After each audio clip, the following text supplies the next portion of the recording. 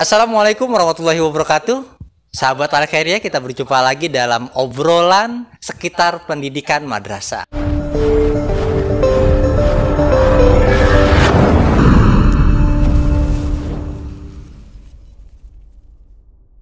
Sekarang bintang tamu kita adalah kurikulum di Madrasah Tsanawiyah Al Khairiyah. Kita akan berbincang-bincang dengan beliau bagaimana sih, apa sih masalah yang terjadi pada saat pandemi seperti ini tentang pembelajaran anak-anak. Kadang kita ketemu dengan hal-hal seperti orang tua itu berbicara, aduh pusing ya, anak ini susah banget belajarnya, kemudian pusing masalah IT-nya. Itu pasti sering terjadi, dan terjadi juga lambatnya sebuah pengumpulan tugas-tugas yang terjadi. Pasti rekan-rekan juga akan mengalami seperti itu, atau bapak ibu orang tua mengalami seperti itu di rumah. Dan syukur-syukur yang memang tidak terkendala dengan itu. Nah, kita akan berbincang-bincang langsung sebenarnya bagaimana sih nanti solusi-solusinya agar pembelajaran di masa pandemi ini dan menjelang PAT nanti itu akan lebih semangat nanti seperti ini. Oke, Assalamualaikum Ibu Yati. Apa kabar Ibu? Ya, bulan Ramadan ini tetap semangat ya Bu ya? Tetap semangat. Oke, Ibu Yati, panggilan apa nih, Miss ya? Boleh. Oke, Miss. Kita sudah ketahui nih Miss ya, masalah yang terjadi di pandemi ini. Kadang anak-anak tuh, apalagi di bulan Ramadan, pelajaran PJJ ya, jarak jauh, kita menggunakan internet. Kemudian kadang sulit sekali anak itu disiplin dalam waktunya. Kadang masih tidur di rumah, kemudian ada tugas-tugas yang diberikan guru sampai mungkin tidak dibaca. Sebenarnya selain faktor itu ada masalah lain atau tidak sih Miss? Apa ya? Menurut saya mungkin di situasi pandemi seperti ini, jangankan di bulan Ramadan, di pandemi ini untuk khusus belajar anak-anak itu emang sulit karena mereka belum terbiasa. Biasanya belajar itu datang ke sekolah, ketemu teman-teman sama guru-guru. Nah, pada saat ini kan mereka tidak ada. Artinya mereka itu ada stay di rumah. Kalau mereka tidak bisa pun tidak ada yang bantu, orang tuanya pada kerja. Nah, mungkin itu yang bikin mereka kurang semangat buat belajarnya. Nah, di bulan Ramadan seperti ini, jangankan anak-anak, kita juga kadang-kadang kan kalau melaksanakan sesuatu itu biasanya banyak malasnya kalau di bulan Ramadan. Kayak saya seperti itu. Sekarang begini Miss, sekarang bagaimana deh kita ada solusi agar nih para bapak ibu orang tua siswa nih yang menyaksikan itu punya gairah. Bagaimana cara kita menangani anak-anak yang seperti itu, walaupun tetap kondisinya aktivitas bekerja tetap berjalan ya bapak ibu ya. Nah, mungkin nanti akan ada sedikit solusi-solusi yang akan disampaikan oleh Miss Yati. Bagaimana Miss kira-kira kalau misalnya seperti itu? Ya, baik.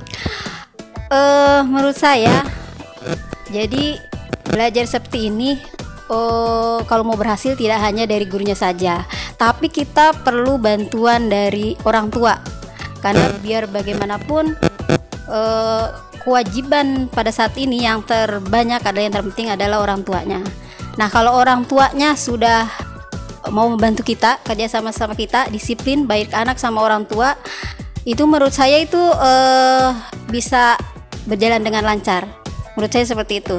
Jadi buat anak sendiri itu harus penuh tanggung jawab bahwa dia posisinya itu sebagai belajar, bahwa tugas dia adalah belajar. Jadi tidak harus, sebenarnya tidak harus sepenuhnya gitu tergantung dari orang tua juga sih. Karena orang tua juga mungkin punya tugas masing-masing gitu. Jadi intinya sebenarnya itu dari diri anak sendiri saja gitu menurut saya. Kemudian misalkan begini Miss, bagi orang tua yang berkarir nih Miss ya, orang tuanya kerja lah full dari pagi sampai sore. Nah, mungkin ini beberapa orang tua bapak ibu sekalian ya, mungkin ya ada yang seperti itu gitu ya. Nah, mungkin ada tidak konsep atau walaupun tetap beliau orang tua tetap bekerja, tapi dia ada nggak konsep orang tua agar anak itu biar tetap bisa belajar tanpa pengawasan dia? Apakah harus diberikan schedule khusus dari orang tua kamu seperti ini, atau memang ada hal lain kira-kira yang lebih efektif Miss buat orang tua untuk anaknya, Ya, menurut saya juga ngalamin gitu ya, bahwa saya pun punya anak, jadi setiap harinya tidak bisa mendampingi. Nah, solusinya mungkin kalau dewasa sama anak-anak beda ya.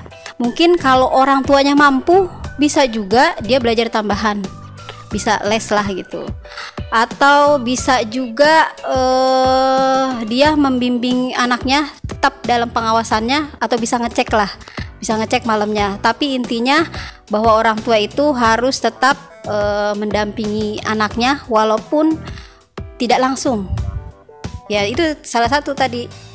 Dan mungkin kerjasama juga dengan guru atau di sekolah, bahwa dia itu memang tidak bisa mendampingi, atau dia itu bisa datang ke sekolah minta waktu, atau juga bisa, contohnya biasanya saya itu bisa kerja sama gurunya, bahwa saya tidak bisa tepat mengumpulkan tugas-tugasnya, tapi bisa terjadwal gitu sama gurunya. Nah, itu bisa seperti itu solusinya mungkin.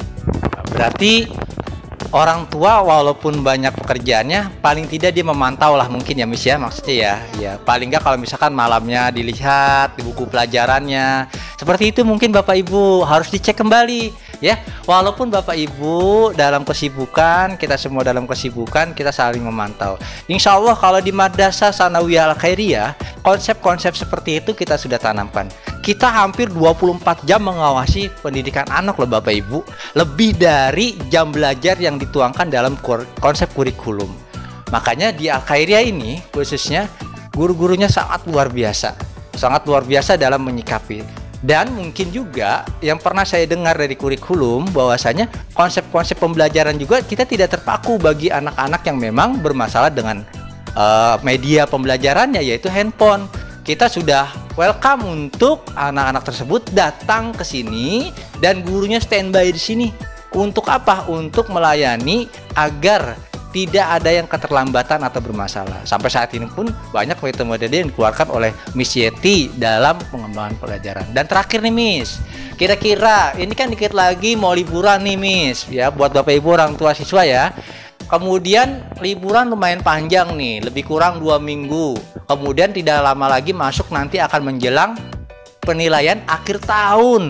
Nah, kira-kira Miss, ada nggak pesan-pesan Miss untuk persiapan anak agar setelah liburan dia tetap mempersiapkan diri untuk PAT nanti? Kira-kira bagaimana? Untuk anak-anak semuanya, khususnya kelas 7, kelas 8,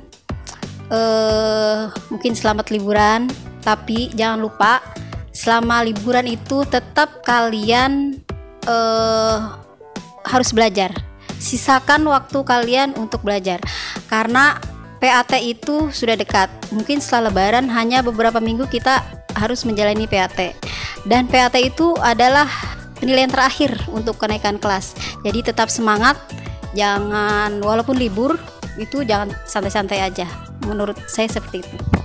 Oke, Bapak Ibu, sahabat Al Khairiyah semua berada, mudah-mudahan perbincangan kita saat ini akan menjadi sebuah semangat kita buat ke depan nanti. Walaupun di bulan Ramadan, masa pandemi seperti ini, kita guru-guru sini tetap semangat untuk menjalankan pendidikan untuk putra-putri Bapak Ibu sebaik mungkin nantinya. Nah, tinggal Bapak Ibu sekalian, ayo kita bekerja sama untuk mewujudkan cita-cita kita bersama agar selaras antara orang tua dengan guru untuk menciptakan dan menghasilkan output yang terbaik buat anak kita.